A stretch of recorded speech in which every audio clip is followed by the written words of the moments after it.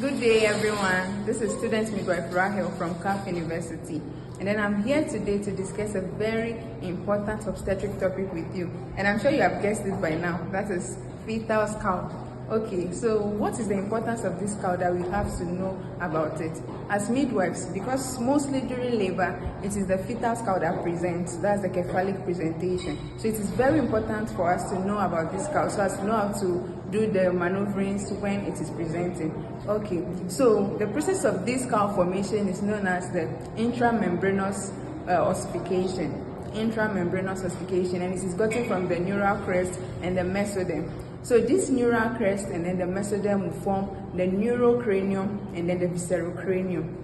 Neurocranium and the viscerocranium. The neurocranium are talking about the bones of the skull, whilst the viscerocranium is talking about the bones of the face. But today, our attention is going to be on the bones of the skull, not the bones of the face. So that means we will put the viscerocranium aside and talk about the neurocranium.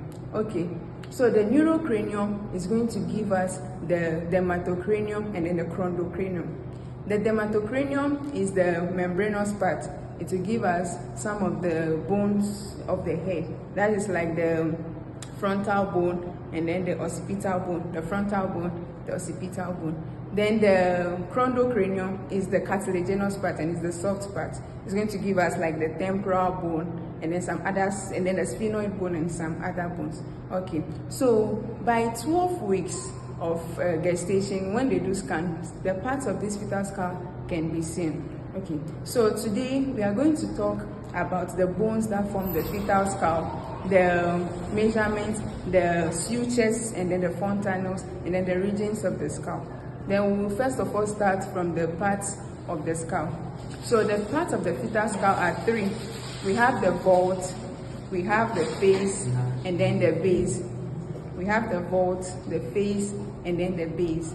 Okay, so the vault, we are going to talk about the bones that form the vault. It is 5 bones that make up the vault. We have the 2 frontal bones, the 2 parietal bones, and then 1 occipital bone. 2 frontal bones, 2 parietal bones, and then 1 occipital bone. Okay, although we have some other bones entering into it laterally, like the temporal bone and then the other bones, like the sphenoid bone, they are not part of the vault. So it's just 5 bones. Let's remember that 5 bones make up the vault. Okay, so right now we are coming to talk about the sutures and then the fontanelles. So the sutures, it is 2 bones coming together that forms the sutures. Where 2 bones meet, that is what forms the sutures. So we have about 4 important sutures in obstetrics. We have the coronal sutures that enters laterally, and then it is joining the frontal bone and then the parietal bone. Then we have the sagittal sutures, that is here. It's joining the 2 parietal bones. Then we have the lambdoidal suture at the back. It's entering obliquely. So it is joining the parietal bone and then the occipital bone. So those are the 4 sutures. How did we say they are? We have the coronal sutures joining the parietal and the frontal bone, sagittal sutures joining the 2 parietal bones, the lambdoidal sutures joining the parietal and then the occipital bone. Those are for the sutures. Then we have about 6 fontanelles, but it's just 2 that's of obstetrics important. And then those are the anterior fontanelle and then the posterior fontanelle. And fontanelle is where more than 2 bones join, so like 3 or 4. For the anterior fontanelle, we'll see that is the meeting place for the frontal suture, the coronal suture, and the sagittal suture. So it's like 4 places are joining into the anterior fontanelle. And then it has a diamond shape because of that 4 this thing. And then it closes by 18 months. That's like 1.5 years. So what this thing is supposed to close at 18 months. So the early closure or the late closure can be a sign for complications. Then we'll talk about the posterior fontanelle. This is where the sagittal and then the lambdoidal sutures meet. And it has a triangular shape because it's just 3.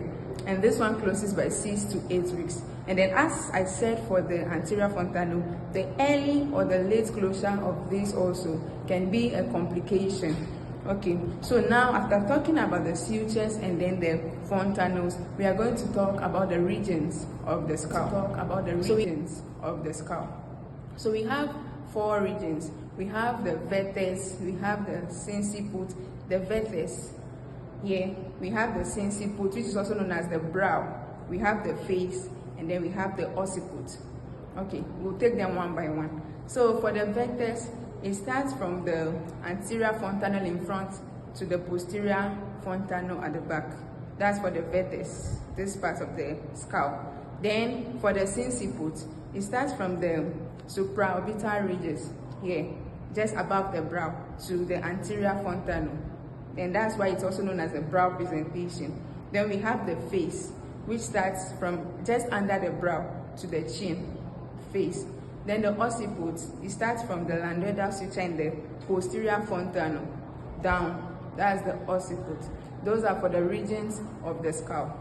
Then we will talk about the diameters now. So for the diameters, we have two. We have the biparietal, okay, and then we also have the anterior-posterior from the front to the back, anterior-posterior measurements. But for the biparietal, it measures like about 9.6 centimeters. But there is something with the anterior-posterior diameter. It is not fixed because of the degree of flexion and then the extension of the fetal skull. Okay, so we'll divide that, or we'll talk about it in 5 ways for the anterior-posterior diameter. So the first one we are going to talk about is the sub-occipitobregmatic. Okay, I missed something. The anterior fontanel is also known as the bregma, and then the posterior is also known as the lambda. Okay, so that will help us in the diameter right now. So we have the sub-occipitobregmatic from under the occiput, just here, to the bregma. Okay, and it measures 9.5 centimeters, and that is known as the well-flexed vertex. This is normally the way the baby should present. Okay, then we have the sub-occipitofrontal from the same point to the frontal, and then this measures 10.5 centimeters, and it's known as the partially deflected vertex. Okay, then the third one is going to be the occipitofrontal, and it measures 11.5 centimeters, and this is also known as the deflected vertex. Okay, then the fourth one is going to be from the mental, which is also known as the chin. Okay, so we have the mental vertical from the chin to the vertex, mental vertical, and it measures 13 centimeters and is the longest diameter, and this is not favorable to both the mother and the baby. Okay, so we said earlier that this is like the brow presentation from the chin to the vertex, and it's the longest. Don't forget that, 13 centimeters. Then the last one we are going to talk about is the submentobregmatic, and it also measures 9.5 centimeters, and this is the face presentation. So today, what did we talk about? We spoke about the importance of this fetal skull. We spoke about the things that form it. Okay, so as we said the vault has 5 bones, but there are some few bones that also enter laterally. Okay, like the temporal bone. It is just here, the temporal bone. You can feel it on your own head. And then we have the sphenoid bone, and then one ethmoid bone. But the ethmoid bone, it cannot be seen. It's inside. Okay, so let's add molding. So molding is how the head of the baby, or let's say the fetal skull, overlaps to be able to pass through the birth canal. Okay, so we have no molding, plus 1 molding, plus 2 molding, and then plus 3 molding. Then when we talk about no molding, that means this parietal bone that we spoke about, they are not touching each other. Okay, then the plus 1 molding, they are touching each other, but they are not firm. And that one, there is no complication, or there is nothing wrong with it. Then we have the plus 2 molding. That one, they are slightly overlapped, but it can be separated. And that's when sometimes you can see the caput formation. Then we also have plus 3 molding. That one, the parietal bones are overlapped, but it can't be separated. And these are usually signs of obstructed labor. So the midwife is supposed to notice all these things. Okay. So as I said, we spoke about the importance, the bones of the fetal skull, We also spoke about the sutures and the fontanelles. We spoke about the regions of the skull, the diameters, and then molding. So this is what we have for today. In case you have anything to ask or anything to add up, you can say that in the comment section. Thank you very much. Bye.